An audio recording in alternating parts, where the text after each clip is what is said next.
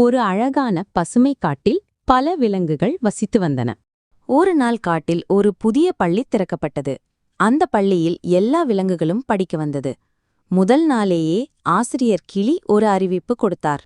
மறுநாள் நடக்கும் நடனம் பற்றும் நடப்பு போட்டியில் எல்லாரும் பங்கேற்கணும். நான் வெல்லுவேன். என் வேகம் பார்த்தீங்களா? நான் முயற்சி செய்வேன். முயற்சிப்பது முக்கியம்.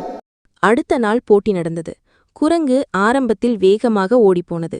ஆமை மெதுவாக நடந்தது. ஆனால் வழியிலே குரங்கு சோர்ந்து ஒரு கிளையில் தூண்டிப்போனது.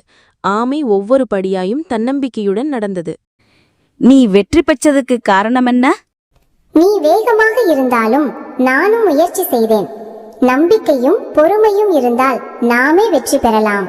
நட்பு, பொறுமை மற்றும் நம்பிக்கையுடன் நாம் எதையும் சாதிக்கலாம். ஓகே ஃப்ரெண்ட்ஸ், உங்களுக்கு இந்த கதை பிடித்திருந்தால் ஒரு லைக் பண்ணுங்க, சப்ஸ்கிரைப் பண்ணுங்க, ஷேர் பண்ணுங்க.